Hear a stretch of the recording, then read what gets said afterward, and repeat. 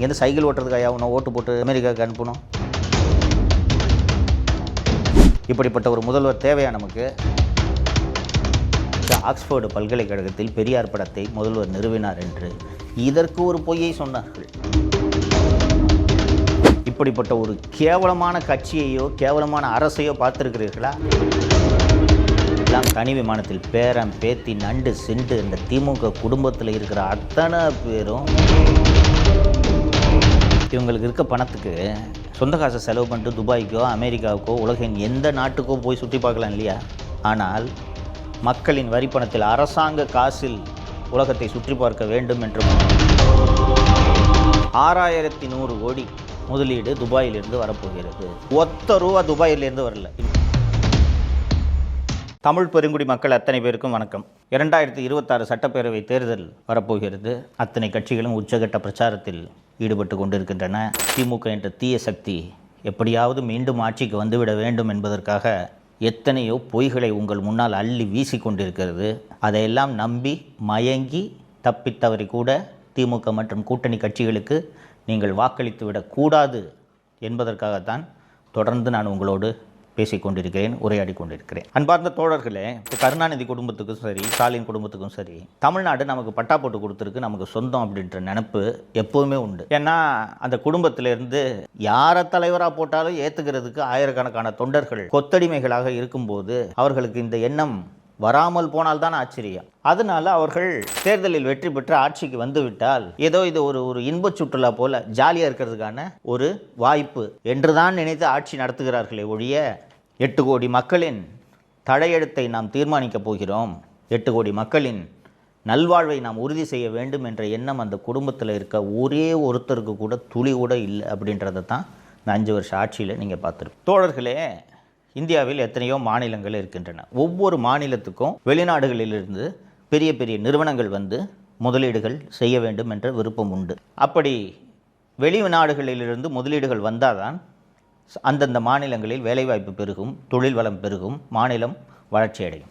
ஒரு 6 மாதத்துக்கு முன்பு உலகின் மிகப்பெரிய நிறுவனமான கூகுள் நிறுவனம் ஆந்திர பிரதேசத்தில் 85,000 கோடி 5 ஆண்டுகளில் முதலீடு செய்ய போவதாக ஆந்திர முதல்வர் திரு சந்திரபாபு நாயுடு அவர்களோடு ஒப்பந்தம் போட்டது. கூகுள் நிறுவனத்தை தொடர்ந்து அமேசான் உள்ளிட்ட பல்வேறு நிறுவனங்களும் ஆந்திராவில் முதலீடு செய்ய போவதாக அறிவித்திருக்கின்றன. கூகுள் நிறுவனத்தின் சிஇஓவாக யார் இருக்கிறார் என்பது உங்கள் அத்தனை பேருக்கும் தெரியும். தமிழர், நம்ம ஊருக்காரர் சுந்தர் பிச்சை.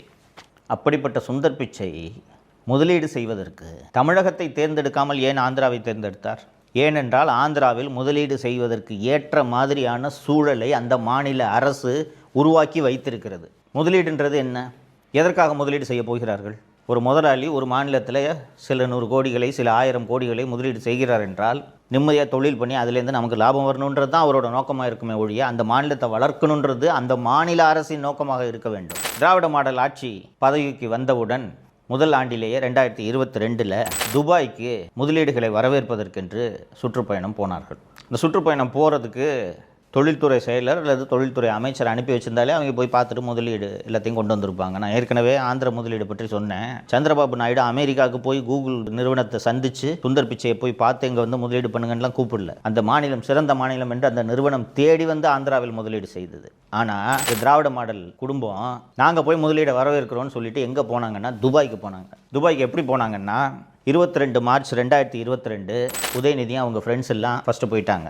23 மார்ச் 2022 அன்று சபரீசன், அண்ணா நகர் கார்த்தி அவங்க ஒரு செட்டு போயிட்டாங்க.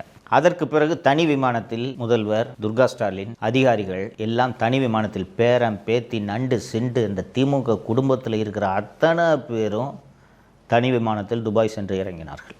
கிட்டத்தட்ட ஒரு வாரத்திற்கு மேல் துபாயில் ஆட்டம் போட்டது இந்த குடும்பம். வேறு ஒன்றும் இல்லை. அங்கே போய் ஏஆர் ரஹ்மான் ஸ்டுடியோவை பார்க்குறது, புர்ஜ் காலிஃபா டவரில் ஏறி அங்கே நின்றுக்கிட்டு புகைப்படம் எடுத்துக்கொள்வது, அந்த புகைப்படங்களை வெளியிடுவது என்று கிட்டத்தட்ட இன்பச் சுற்றுலா போல இவர்கள் அந்த முதலீட்டு பயணத்தை நடத்தினார்கள். தோழர்களே, உங்கள் எல்லாருக்கும் தோணும், ஏன் ஒரு முதலமைச்சர் தானே, இவருக்கென்று விடுமுறை எடுத்துக்கொள்ளக்கூடாதா, இவர் துபாய் செல்லக்கூடாதா என்ற கேள்வி உங்களுக்கு எழும். தாராளமாக போகலாம், தவறு கிடையாது. இவங்களுக்கு இருக்க பணத்துக்கு சொந்த காசை செலவு பண்ணிட்டு துபாய்க்கோ அமெரிக்காவுக்கோ உலகின் எந்த நாட்டுக்கோ போய் சுற்றி பார்க்கலாம் இல்லையா? ஆனால் மக்களின் வரி பணத்தில் அரசாங்க காசில் உலகத்தை சுற்றி பார்க்க வேண்டும் என்ற புத்தி இந்த குடும்பத்துக்கு இருக்குதா இல்லையா? அதனால் தான் இதை முக்கியமாக சுட்டி காட்டுகிறேன். போய் துபாய் சுற்றுப்பயணத்தை எல்லாத்தையும் முடிச்சுட்டு வந்தார். வந்து 6100 கோடி முதலீடு துபாயிலிருந்து வரப்போகிறது. Lulu mall, Nobel steel, Kings hospital என்று 3 நிறுவனங்கள் முதலீடு செய்ய போகின்றன என்று வந்து விமான நிலையத்திலேயே அறிவிப்பு வெளியிட்டார் முதல்வர். தோழர்களே, 2026 இருக்கோம். ஒத்த ரூபா துபாயிலேருந்து வரல இன்வெஸ்ட்மெண்ட்டு, ஒத்த ரூபா வரல. 2023 வருஷம் டூர் போகிறாங்க. 23 மே 2023 இந்த டூர் எங்கே தெரியுமா? சிங்கப்பூர் மற்றும் ஜப்பான். கடந்த முறை துபாய்க்கு குடும்பத்தோடு சுற்றுலா போனது கடுமையான விமர்சனத்துக்கு உள்ளான காரணத்தால் இந்த வாட்டி என்ன பண்ணிட்டாருன்னா, பேரம்பேத்தி, கொள்ளு பேத்தி இவங்களெல்லாம் கூட்டிகிட்டு போகல. ஃபஸ்ட்டு மாப்பிள்ளை சபரீசன் தனியாக போயிட்டார், உதயநிதி தனியாக போயிட்டார்.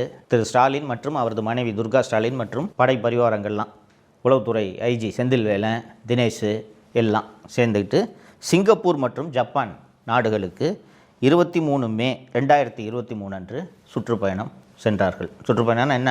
முதலீட்டாளர்களை வரவேற்பதற்காக, முதலீடுகளை வரவேற்பதற்காக பயணம் என்று போனார்கள். போயிட்டு வந்து 3000 கோடி ரூபாய் ஜப்பான் மற்றும் சிங்கப்பூரிலிருந்து முதலீடு வரப்போகிறது என்று விமான நிலையத்தில் முதல்வர் அறிவித்தார். தோழர்களே, இதுவரைக்கும் 10 பைசா முதலீடு அங்கிருந்து வரவில்லை. ஐரோப்பாவிலேயே ஒரு நலிவடைந்த பொருளாதாரம் என்று பொருளாதார வல்லுநர்கள் எந்த நாட்டை கூறுகிறார்கள் என்றால் ஸ்பெயின் நாட்டை சொல்லுவார்கள்.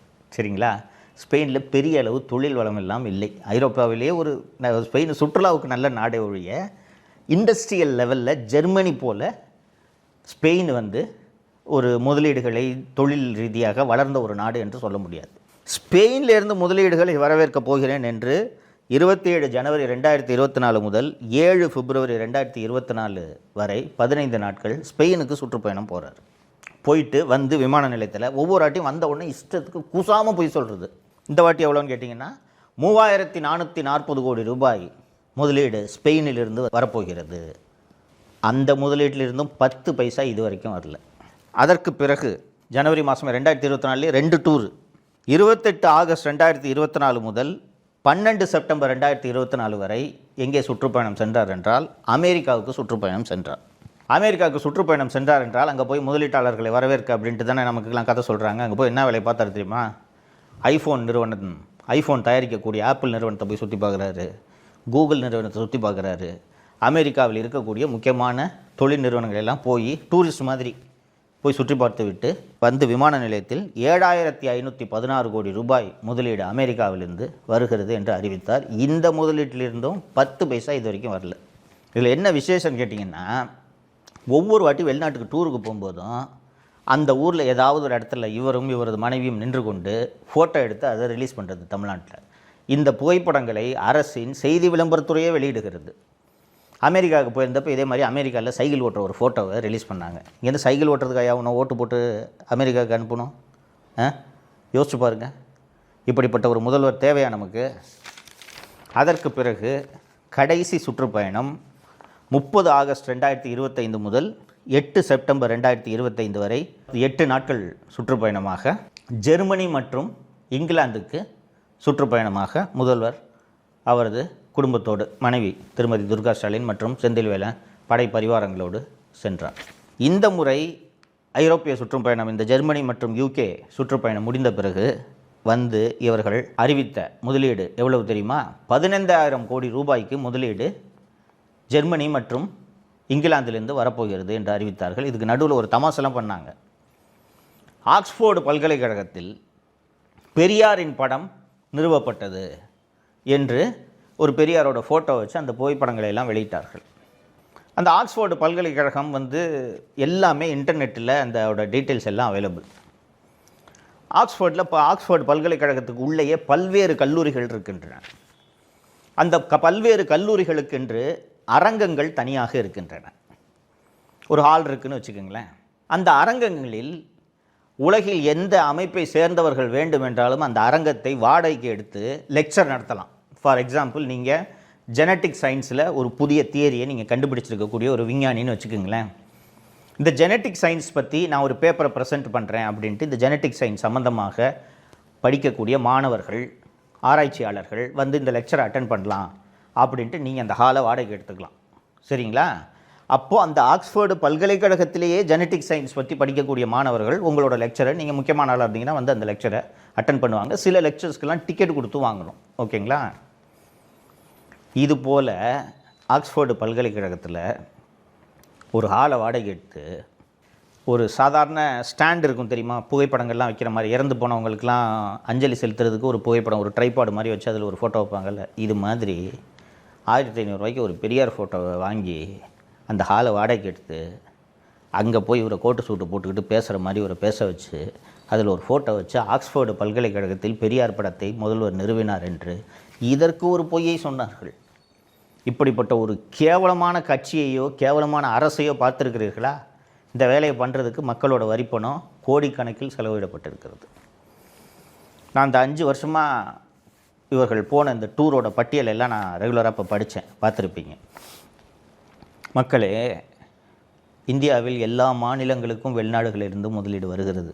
ஆந்திராவை உதாரணமாக சொன்னேன். எந்த மாநிலத்தோட முதல்வராவது அந்தந்த நாட்டுக்கு போய் முதலீடு வேணும்ன்ட்டு கேட்குறாங்களா? கேள்விப்பட்டிருக்கீங்களா?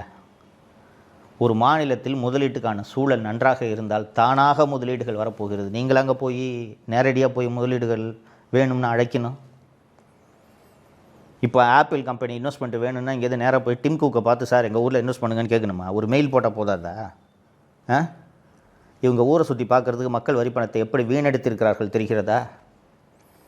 இப்படி முதலீடுகளை வரவேற்கிறோம் என்ற பெயரில் மக்கள் வரி பணத்தில் உலகத்தை பூராக சுற்றி வரலாம், யாரும் நம்மை கேள்வி கேட்க மாட்டார்கள் என்று இந்த குடும்பத்துக்கு எவ்வளோ தைரியம் வந்திருக்கு தெரியுதா?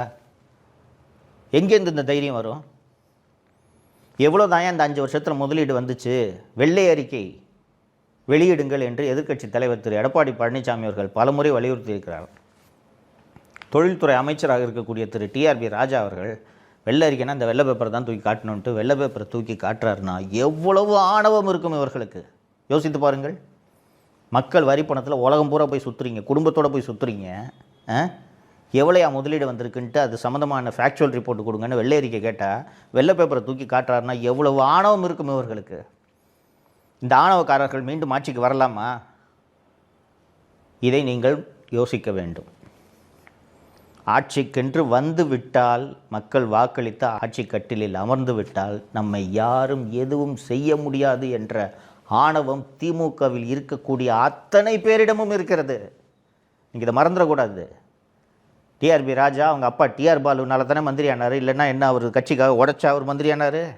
இப்படிப்பட்ட ஆணவக்காரர்கள் மீண்டும் ஆட்சியில் அமர்வதை நீங்கள் ஒரு நாளும் அனுமதிக்கக்கூடாது. நீங்கள் நினைவில் வைத்துக் கொள்ளுங்கள். தப்பி தவறி யாராவது நான் திமுகவுக்கோ திமுக கூட்டணி கட்சிக்கோ வாக்களிக்கப் போகிறேன் என்று சொன்னால் அவர்களிடம் பேசி புரிய வைக்க வேண்டியது இந்த வீடியோவை பார்க்கும் ஒவ்வொருவரது கடமை என்பதை இந்த நேரத்தில் நான் உங்களுக்கு நினைவுபடுத்த விரும்புகிறேன். மறந்துவிடாதீர்கள் தோழர்களே, திமுக என்ற தீய சக்தி தப்பி தவறி கூட ஆட்சிக்கு வரக்கூடாது. இதை நினைவில் வைத்துக் கொள்ளுங்கள். வாக்களிக்கும் போது இதை மறந்து விடாதீர்கள். நன்றி. தமிழகத்தை காப்போம்.